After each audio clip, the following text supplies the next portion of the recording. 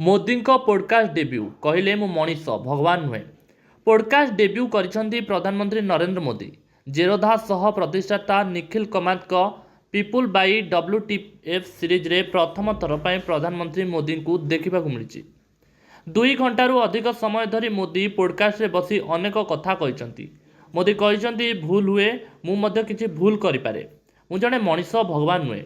ଜେରୋଧାର ସହ ପ୍ରତିଷ୍ଠା ନିଜର ଭାବନା ଓ ଭାଷାଗତ ଜ୍ଞାନ ସମ୍ପର୍କରେ ପୋଡକାଷ୍ଟରେ ମତ ରଖିଛନ୍ତି। ସେ ଗୋଟିଏ ସମୟରେ ଥଟ୍ଟା ମଜାରେ ନିଜର ଖରାପ ହିନ୍ଦୀ କଥା କହିଛନ୍ତି।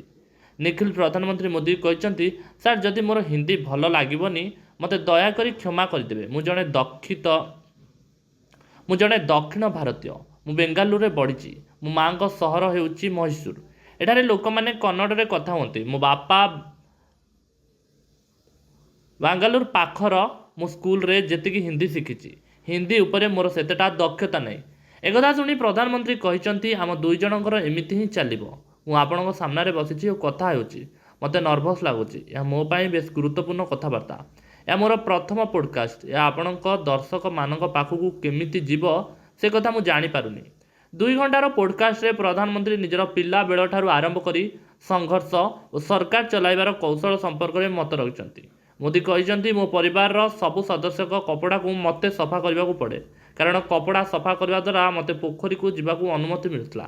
ଯେତେବେଳେ ମୁଁ ମୁଖ୍ୟମନ୍ତ୍ରୀ ହୋଇଥିଲି ସେତେବେଳେ ମୋ ପୁରୁଣା ବନ୍ଧୁମାନଙ୍କୁ ମୁଖ୍ୟମନ୍ତ୍ରୀ ବାସଭବନକୁ ଡାକୁଥିଲି, ହେଲେ ମୁଁ ସେମାନଙ୍କ ସହ ମଜା କରିପାରୁନଥିଲି, କାରଣ ମୁଁ ସେମାନଙ୍କୁ ବନ୍ଧୁ ଭାବେ ଦେଖୁଥିବା ବେଳେ ସେମାନେ ମୋତେ ମୁଖ୍ୟମନ୍ତ୍ରୀଙ୍କ ଭଳି ବ୍ୟବହାର କରୁଥିଲେ। ମଣିଷ ମାତ୍ରେ ଭୁଲ ଉପରେ ଗୁରୁତ୍ୱ ଦେଇ ମୋଦି କହିଛନ୍ତି, ଯେତେବେଳେ ମୁଁ ମୁଖ୍ୟମନ୍ତ୍ରୀ ହୋଇଥିଲି ସେତେବେଳେ ଗୋଟିଏ ଭାଷଣରେ କହିଥିଲି ଯେ ମୁଁ କେବେ ହେଲେ ମୋ ତରଫରୁ ଉଦ୍ୟମରେ ଅବହେଳା କରିବି ନାହିଁ। ଦ୍ୱିତୀୟତଃ ମୁଁ କହିଥିଲି ଯେ ମୁଁ କେବେ ହେଲେ ମୋ ପାଇଁ କିଛି କରିବି ନାହିଁ।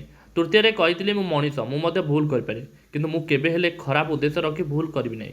ଏସବୁକୁ ମୁଁ ମୋ ଜୀବନର ମନ୍ତ୍ର କରିଛି। ଭୁଲ କରିବା ସ୍ୱାଭାବିକ ଘଟଣା। ସର୍ବୋପରି ମୁଁ ମଣିଷ, ମୁଁ ଭଗବାନ ନୁହେଁ, କିନ୍ତୁ ମୁଁ କେବେ ହେଲେ ଜାଣିଶୁଣି ଭୁଲ କରିବି ନାହିଁ। ପ୍ରଧାନମନ୍ତ୍ରୀ 2002 ମସିହାରେ କ୍ରୋଧା ଘଟଣାକୁ ମଧ୍ୟ ପୋଡକାଷ୍ଟରେ ମନେ ପକାଇଛନ୍ତି। ସେ କହିଛନ୍ତି, ମୁଁ 2002 ମସିହା ଫେବୃଆରୀ 24ରେ ପ୍ରଥମ ଥର ପାଇଁ ବିଧାୟକ ହୋଇଥିଲି। ଏହାର ମାତ୍ର 3 ଦିନ ପରେ କ୍ରୋଧାରେ ଗୋଟିଏ ଟ୍ରେନ୍ ପୋଡ଼ି ହୋଇଥିଲେ। ମୁଁ ଗ୍ରାଉଣ୍ଡ ଜିରୋକୁ ଯିବାକୁ ନିଷ୍ପତ୍ତି ନେଇଥିଲି, କିନ୍ତୁ ଅଫିସରମାନେ ହେଲିକପ୍ଟର ନଥିବାରୁ ମୋତେ ଯିବାକୁ ଦିଆଯାଇନଥିଲା। ସେମାନେ ଗୋଟିଏ ହେଲିକପ୍ଟର ବ୍ୟବସ୍ଥା କରିଥିଲେ, କିନ୍ତୁ ତାହା ଭିଆଇପିଙ୍କ ପାଇଁ ଉପଯୁକ୍ତ ନୁହେଁ ବୋଲି ମୋତେ କହିଥିଲେ। ମୁଁ ସେମାନଙ୍କୁ କହିଥିଲି ଯେ ମୁଁ ଭିଆଇପି ନୁହେଁ, ମୁଁ ଜଣେ ସାଧାରଣ ଲୋକ। ରିସ୍କ ଥିଲେ ହିଁ ମୁଁ NGCର ସିଙ୍ଗଲ ଇଞ୍ଜିନ୍ ହେଲିକପ୍ଟରରେ ଯାଇଥିଲି ଓ କ୍ରୋଧାରେ ପହଞ୍ଚିଥିଲି। ମୁଁ ସେହି ଭୟଙ୍କର ଓ ଯନ୍ତ୍ରଣାଦାୟକ ଦୃଶ୍ୟକୁ ଦେଖିଛି, ତଥାପି ମୁଁ ମୋର ଭାବପ୍ରବଣତାକୁ ଅଟକାଇଥିଲି, କାରଣ ମୁଁ ମୁଖ୍ୟମନ୍ତ୍ରୀ ହୋଇସାରିଥିଲି।